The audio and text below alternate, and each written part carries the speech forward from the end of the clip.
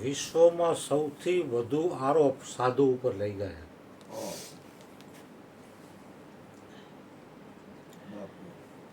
દેવગુરુ બૃહસ્પતિએ ઇન્દ્રને કહ્યું, હે ઇન્દ્ર, ભગવાન રામનો એવો સ્વભાવ છે કે સ્વયં રામના કોઈ અપરાધ કરે તો રામને જરા પણ પીડા થતી નથી, ગુસ્સો નથી આવતો. પરંતુ જો કોઈ રામના ભક્તનો અપરાધ કરે છે તો એ રામ રોષાગ્નિમાં બળીને ભસ્મ થઈ જાય છે. તમે પણ વિચારજો, ઇતિહાસને યાદ કરજો, વર્તમાન જોજો અને ભવિષ્યનો અંદાજ પણ કરજો. મારા જોવા જાણવા મુજબ આ જગતમાં સૌથી વધારે આરોપ જો કોઈ ભૂતકાળમાં લાગ્યા હોય, વર્તમાનમાં લાગતા હોય કે ભવિષ્યમાં લાગવાના હોય તો એ છે કેવળ સાધુ.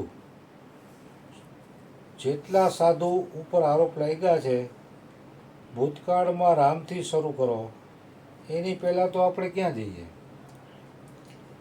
રામ પર અપરાધનો આરોપ લાગ્યો કે વાલીને છુપાઈને કેમ માર્યો, અપરાધની આંગળી ઉઠી. જાનકીની અગ્નિ પરીક્ષા કેમ કરી, અપરાધ લગાવવામાં આવ્યો. સગર્ભા સ્થિતિમાં સીતાજીને બીજી વાર વનમાં કેમ મોકલી દેવામાં આવ્યા, આરોપ લાગ્યો. અને નાના મોટા આરોપ નથી, પણ આજ સુધી પીટાઈ થાય છે. બૌદ્ધિક લોકો તર્ક વિતર્ક કરીને પીટાઈ કરે છે. જો અવતાર પરંપરામાં જોઈએ તો રામને વિષ્ણુનો અવતાર પણ માનવામાં આવ્યા છે. તો વિષ્ણુ પર પણ આરોપ લાગ્યો. એ જ અવતારની શૃંખલામાં ભગવાન શ્રી કૃષ્ણ પાસે જાઓ, કેટલા અપરાધના આરોપ લગાવવામાં આવ્યા કૃષ્ણ ઉપર. ક્યારેક લાગ્યું પક્ષપાત કર્યો, ક્યારેક લાગ્યું વચન તોડ્યું, ક્યારેક લાગ્યું મથુરા છોડીને ભાગી ગયા, ક્યારેક ચોરીનો આરોપ લાગ્યો કૃષ્ણ ઉપર. ચાલો આગળ તથાગત બુદ્ધ પાસે જાઓ. ભગવાન બુદ્ધ ઉપર પણ આંગળીઓ ઉઠી.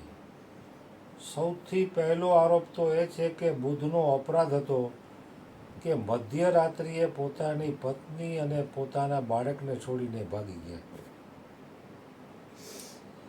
એ સમયના પંડિતોએ અપરાધ પણ દર્શાવતા રહ્યા કે ઈશ્વર આટલી બધી તપસ્યાથી નથી મળતા, અથવા તો બહુ મોટા સાર્વજનિક આરોપ તો બુદ્ધ પર એ લાગ્યો અને એમને અપરાધી બતાવવાની કોશિશ કરવામાં આવી કે બુદ્ધ ઈશ્વર આત્માને નકારે છે. મહાવીર પાસે જાઓ, મહાવીરે પણ આત્માને નકાર્યો. સ્યાદવાદની સ્થાપના કરી મહાવીરે, એમના પર આરોપ લાગ્યો. જીસસ ક્રાઇસ્ટ પાસે જાઓ, અપરાધ લાગ્યો કે એ યુવકોને બગાડી રહ્યા છે, ઈસાઈ ધર્મની બિલકુલ વિરુદ્ધ કામ કરી રહ્યા છે, પોતાની જાતને પિતાના એકના એક પુત્ર દોષિત કરીને બીજાનું અપમાન કરે છે, એવો આરોપ લાગ્યો. અને અપરાધનો બહુ ભારે દંડ મળ્યો કે વધસ્તંભ પર ખીલા ઠોકવામાં આવ્યા જીસસ ક્રાઇસ્ટને. સોક્રેટિસ પાસે જાઓ, એના ઉપર પણ આરોપ લગાવવામાં આવ્યો કે એ અપરાધી છે અને ઝેર પીવડાવીને મારી નાખવા સુધી ગયા. અને એના પર પણ એ આરોપ લગાવ્યો કે એ યુવાનોને બગાડી રહ્યો છે, ગુમરાહ કરી રહ્યો છે. મનસૂર પર આરોપ લાગ્યો કે અપરાધ કરી રહ્યો છે. મનસૂર, મેં અનલગ ખુદ ખુદા. મનસૂર પર આરોપ લાગ્યો કે અપરાધ કરી રહ્યો છે, કેમ કે એ કહે છે અનહલક, અહમ બ્રહ્માસ્મિ, હું જ ઈશ્વર છું. અને એ જ અપરાધ પર મનસૂરને સૂળી પર ચડાવવામાં આવ્યા.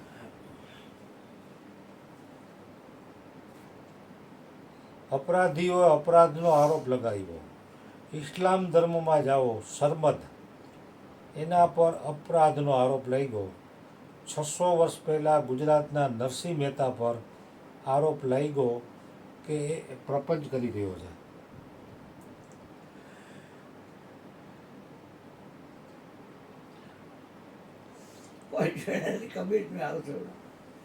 એને ભગવાન કે ભક્તિની કંઈ ખબર જ નથી નરસિંહ મહેતા ઉપર.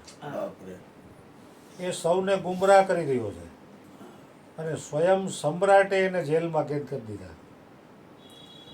મીરાબાઈએ કહ્યું કે એ રાજસ્થાની મર્યાદાને છિન્ન ભિન્ન કરી રહી છે. મીરાબાઈ અપરાધનો આરોપ કોના ઉપર નથી લઈ ગયો? આખો ઇતિહાસ આવો છે. આ તો સારું છે આ પ્રબુદ્ધ પુરુષોએ, જે લોકોએ પોતાને અપરાધી દર્શાવ્યા, એમની વાત દિલમાં ન લીધી. જેમણે પોતાને અપરાધી કહ્યા એમના માટે પણ પ્રભુ પ્રાર્થના કરીને એમને મુક્તિનું વરદાન આપ્યું. નહીંતર આ જગત પ્રાયશ્ચિત જ ન કરી શકત. તો આ જગત કંઈક આવું લાગે છે. અને હું સાધુ શબ્દનો પ્રયોગ કરું છું. આ મોરારી બાપુનું લખાણ છે. હું સાધુ શબ્દનો પ્રયોગ કરું છું તો સમજજો, સાધુ કોઈ વર્ણ નથી, એ વર્ણથી પર છે. એટલા માટે સાધુ કોઈ પણ હોઈ શકે છે. વૈશ્ય પણ સાધુ હોઈ શકે છે, ક્ષત્રિય પણ સાધુ હોઈ શકે છે, જેને આપણે અધમ માનીએ છીએ એ પણ સાધુ હોઈ શકે છે. સાધુ વર્ણનાતીત છે. એક બાળક સાધુના દર્શન કરાવી શકે છે. યુવાન પણ સાધુ હોઈ શકે છે. સાધુ હિન્દુ હોઈ શકે છે, મુસ્લિમ હોઈ શકે છે, ઈસાઈ હોઈ શકે છે, ભારતવાસી હોઈ શકે કે કોઈ પણ પ્રદેશના હોઈ શકે. સાધુને કોઈ દેશનું બંધન નથી, કોઈ કાળનું બંધન નથી, કોઈ ભાષાનું બંધન નથી, કોઈ વર્ણનું બંધન નથી. સાધુના લક્ષણ ક્યાં? સાધુની ઓળખ કઈ? આપણે સાધુ કોને સમજવા? સાધુની ઓળખના કેટલાક સંકેત સમજો. એક, સાધુ તાપસ હોય છે. તપસ્વી હોય એ સાધુ પેન્ટ પહેર્યું હોય તોય મને કોઈ વાંધો નથી. હાફ પેન્ટ પહેરો મને કોઈ વાંધો નથી. ધોતી પહેરી હોય, પીતાંબર હોય, શ્વેતાંબર હોય, દિગંબર હોય, કોઈ ચિંતા નહીં. જે તપસ્વી છે, તાપસ છે, એ સાધુ. તમે કહેશો કે તાપસ? 21મી સદીના તાપસ કોણ? તો મારી જવાબદારી સાથે કહેવા માગું છું કે વિશ્વમાં સૌથી વધારે સહન કરે એ તાપસ. હું અને તમે તો શું સહન કરીએ? સૌથી વધારે સાધુઓએ સહન કર્યું છે. વર્તમાન યુગમાં જે સાધુ હશે એ સૌથી વધારે સહન કરી રહ્યા છે. મને લાગે છે કે જગત આમ જ ચાલશે. ભવિષ્યમાં પણ સાધુઓને સહન કરવું પડશે. સાધુને તપસ્વી થવું પડે છે. સાધુ સહન ન કરે તો કોણ કરે? વિશ્વમાં સૌથી વધુ આરોપ સાધુ પર લાગ્યા છે. વર્તમાનમાં ઘણા સાધુ થઈ ગયા, ભવિષ્યમાં ઘણા થશે. એ આપણું દુર્ભાગ્ય છે કે આપણે એને ઓળખી નથી શકતા. બાકી ઘણા બુદ્ધ પુરુષો હશે જે આપણા જીવનકાળમાં રહ્યા હશે. તો સાધુ પર આરોપ લગાવવામાં આવે છે, ક્યાં આરોપ નથી લગાવાતા. અને ભવિષ્યમાં પણ આ દુનિયા આવું જ કરતી રહેશે.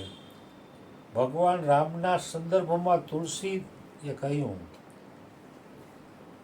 કહું તજી, 'રોષું રામ અપરાધુ, સબકો કહી સમૂહ સુઠી સાધુ. મહારાજ દશરથના શબ્દો છે. કૈકેયીના કોપ ભવનમાં મંથરાએ બાજી બગાડી નાખી છે. મંથરાએ કૈકેયીને કહ્યું કે આ 3 કામ કરો. એક તો રામ માટે વનવાસ માગો, ભરત માટે રાજ માગો, અને ત્રીજું જ્યારે વરદાન માગો ત્યારે મહારાજ દશરથજીના મુખે રામના સોગંદ લેવડાવવા. સત્સંગ ન થાય તો એટલી ચિંતા નથી, પરંતુ કુસંગથી બચજો. ભરત જેવા સંતને જેણે જન્મ આપ્યો છે એવી માં કૈકેયીની બુદ્ધિ મંથરાના કુસંગથી બગડી ચૂકી છે. સાવધાન, હલકા લોકોનો સંગ ન કરો, ઉદાસીન રહો, ઉપેક્ષા પણ ન કરો. તમારી પાસે ભજનની સંપદા હોય તો થોડા ભજનથી એના કલ્યાણ માટે થોડી દુઆ કરો. ક્યારેક ક્યારેક સામેની વ્યક્તિ અપરાધી ન હોવા છતાં પણ આપણો રોષ એનામાં અપરાધનું આરોપણ કરે છે. એ ગુનેગાર નથી, આપણો ક્રોધ છે. નિર્દોષ સાધુ જેણે કોઈ અપરાધ નથી કર્યો, પરંતુ રોષને કારણે જેનામાં અપરાધ આરોપિત થઈ રહ્યો છે, ત્યારે સાધુ શું કરશે? નિર્દોષ સાધુ શું કરશે? એ પોતાના ઉપર લઈ લેશે. સતગુરુ મહારાજની જય. બોલો મહેશભાઈ.